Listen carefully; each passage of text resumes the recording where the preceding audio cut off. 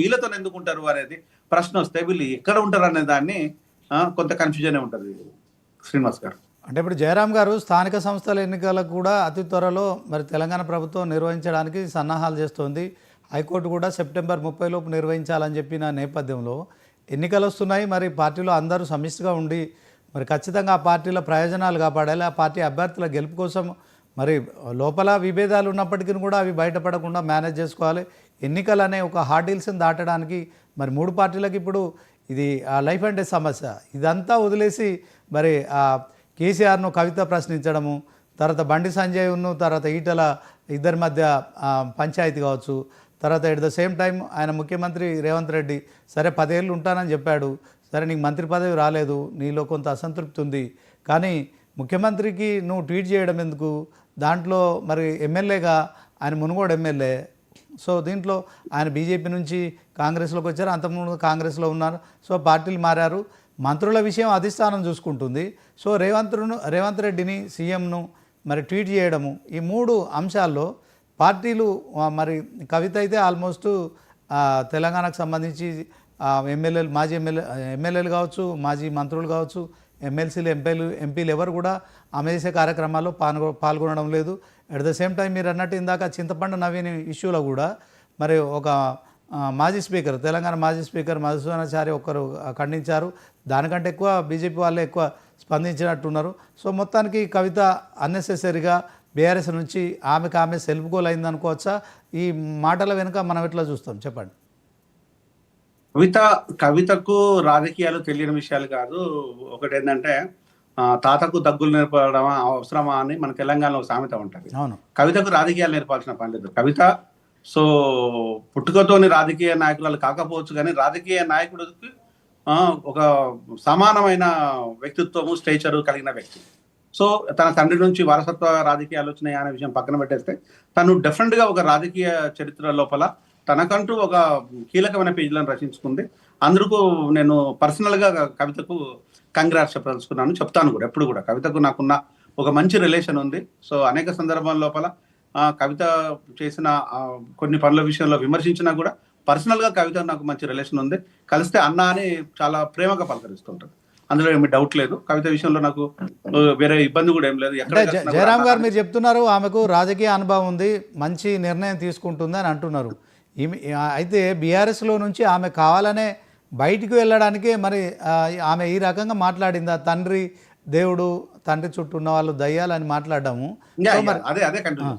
So ఒక వ్యక్తిని అంటే నేను వాళ్ళ కుటుంబం వ్యక్తిని కాదు, కులం వ్యక్తిని కాదు, పార్టీ వ్యక్తిని కూడా పర్సనల్ గా ఉండే రిలేషన్ నేను చెప్పదలుచుకున్నాను.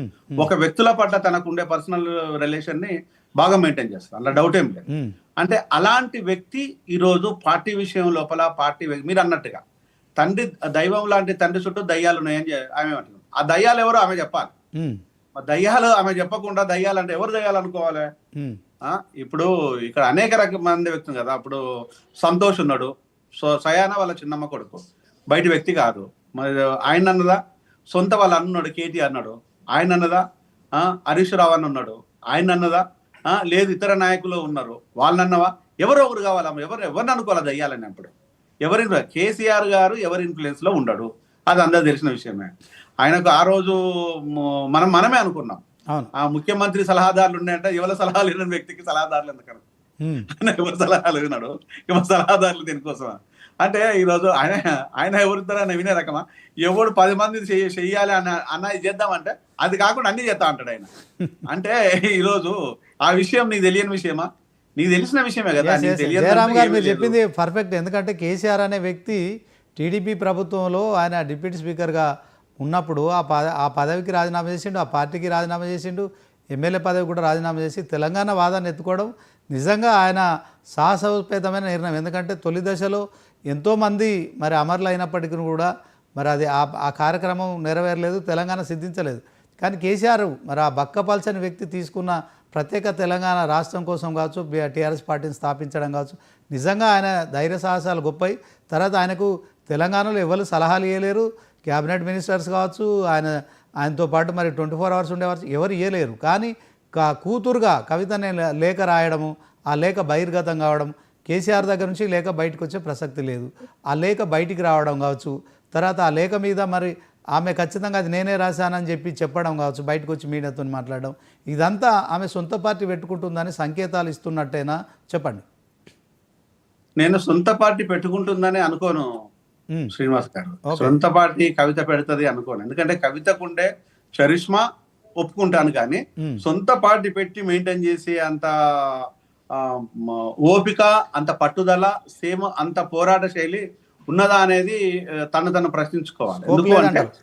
ఆ కుటుంబంలో పుట్టేసి ఒకవేళ కనుక ఆ ప్రశ్నించాలనుకున్నప్పుడు ఆ పార్టీలో ఉండి ప్రశ్నించవచ్చు. ఉమ్, ఎందుకంటే తనకు ఆ స్పేస్ ఎక్కువ ఉంది. తను ఒక సామాన్య స్త్రీ కాదు. తను ఒక ముఖ్యమంత్రి కూతురు, మాజీ ముఖ్యమంత్రి కూతురు, ఒక ఎంపీగా పనిచేశారు, ఇప్పుడు ఎమ్మెల్సీగా ఉన్నారు.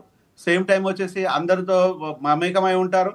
సో ఈవెన్ ఇది కాదు, జైలు కూడా పోయి వచ్చిన ధైర్యశాలి. సో లోపాలు, నిందలు అపరింత పక్కన పెట్టేద్దాం. సో జైలు కూడా పోయి వచ్చేసి ఇప్పుడు బీసీ వాదాన్ని ఎత్తిన పెట్టుకుంది. అంటే ఇప్పుడు ఆమె ఇవన్నీ